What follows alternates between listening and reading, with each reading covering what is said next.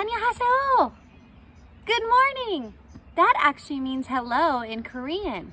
And we are really excited this month, the month of May, we are celebrating Asian American Pacific Islanders. So we are really excited because today during story time, we are going to hear a felt tale from Vietnam, also a felt tale from Korea. And we're gonna learn a little bit more about the culture, and we might even throw a craft in there. All right, let's go. Bye. There once lived a man in a tiny village in Korea who decided to travel. He traveled all the way to China. While he was in China, he saw a shining round thing in a shop. He said to the shopkeeper, "Name your price. I must have this shining round thing." For when he looked at it, a stranger looked back at him. And when he smiled, the stranger smiled back. So he bought the shining round thing and brought it back to his home.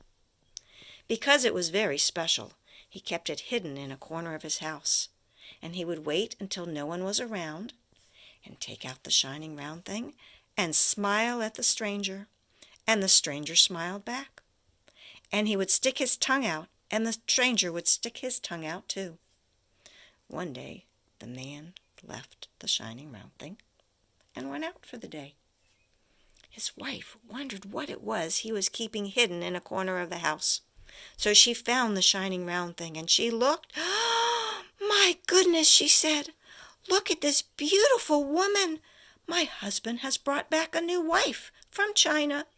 Oh, and she's so pretty.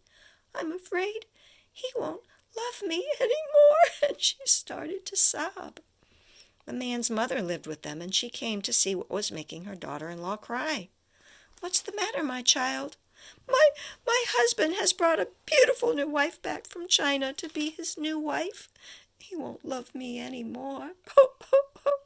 "Let me see," said the mother.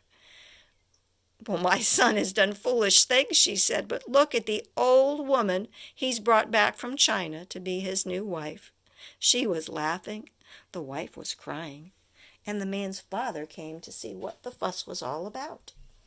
"What's going on here?" he asked. "Our son has brought an old hag back to be his new wife," said his wife. No, she's beautiful, and he won't love me any more." And the man's wife was sobbing. "Let me see," said the man's father. He took a look at the shining round thing, and he said, "What's wrong with you? That's not a woman, young or old. Look at the old grandpa our son has brought back from China." Well, they argued and left. They left the shining round thing out, and the man's son came along. "What's this?" he said, and he looked at the shining round thing. "Look," he said, you have my pebble. Give me back my pebble." And of course the shining round thing did nothing. "Give me back my pebble," said the boy, and still nothing happened. Well, a neighbor came by. "What's going on?" asked the neighbor. That brat stole my pebble and won't give it back," said the man's son. "Let me see," said the neighbor. He took the shining round thing. "Why, look at the size of you," he said. Why are you teasing my little friend?" Well, the shining round thing, of course, did nothing, and the neighbor was angry. "Give my friend back his shining round thing," he said. And still nothing happened. Well, now the neighbor was so angry that he took the shining round thing and threw it on the street. And that was the end of the brat, the bully, the old grandpa, the old hag, the pretty new wife, and the stranger who smiled back. The end. Let's celebrate Asian American and Pacific Islander. Heritage Month is the month of May.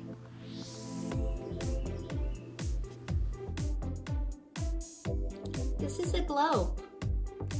This is the continent of North America, where we live in America. All the way on the other side of this globe is a continent called Asia. And this is a big continent. We have China, and India, even Turkey all the way over here. And if you go further south, you get to Thailand.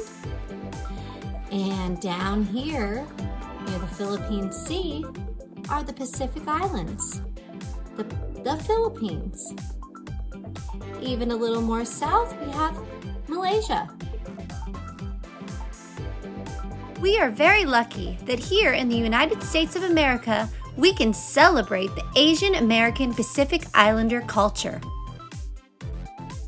Such as good food. Look at those mooncakes.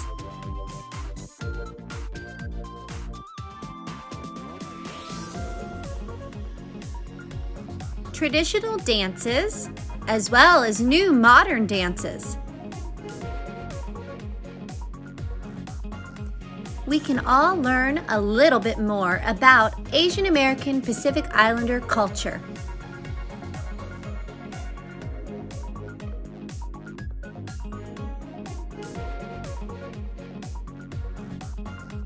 We celebrate Anna May Wong, first Chinese American actress. We celebrate the first Indian American astronaut and engineer, Kalpana Chawla.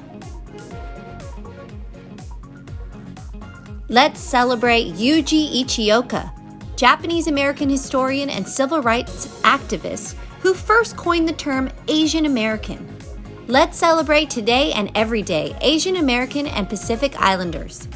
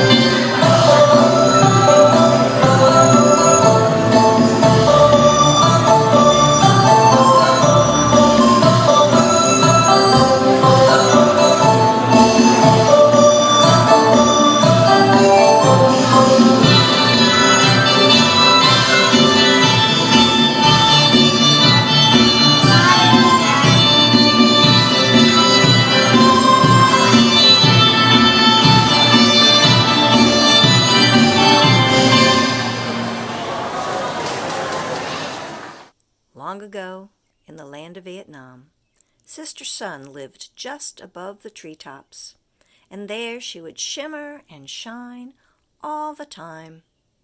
Everything was bright and warm and wonderful. But because she was shining all the time, the people wouldn't work in the rice paddies if they didn't feel like going to work.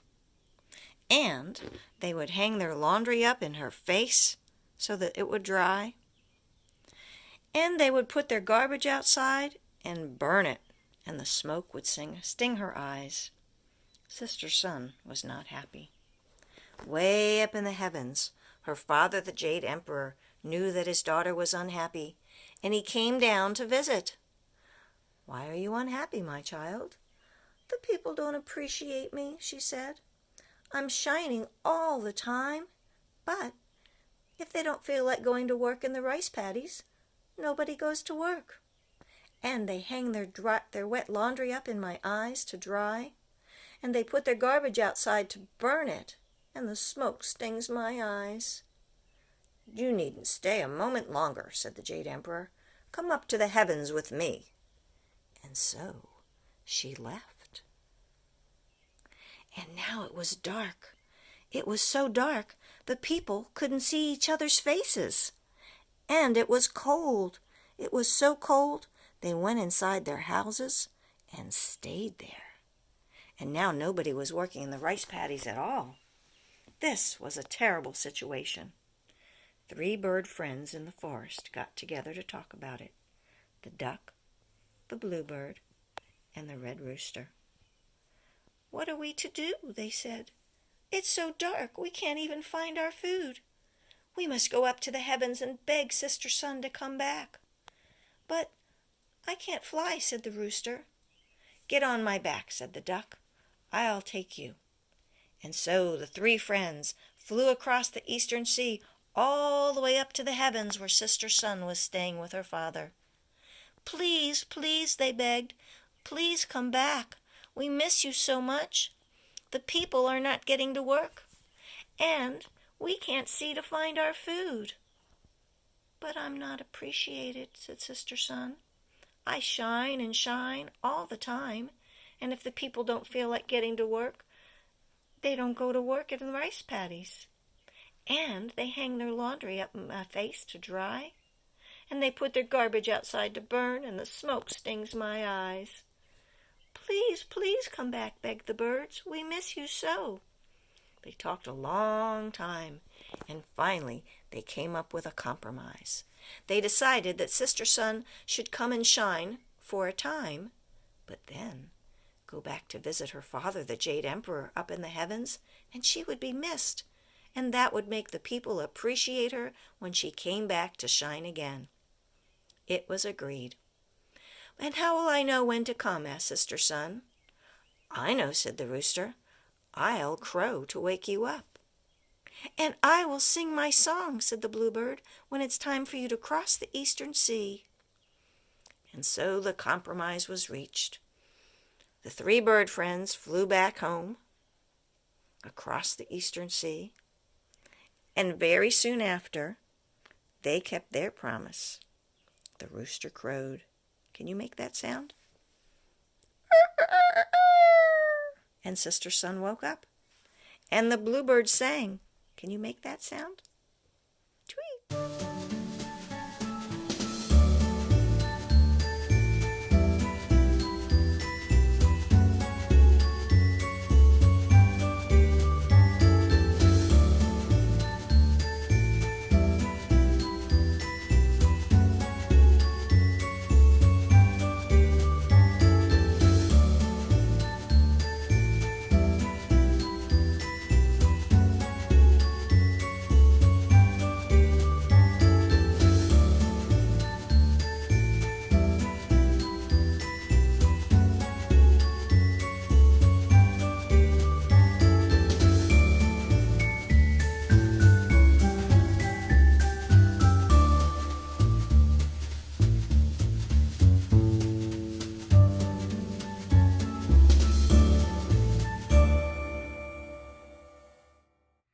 That was great. I had so much fun learning a little bit more about Asian American Pacific Islanders, and I hope you did too. We'll see you next week. Bye.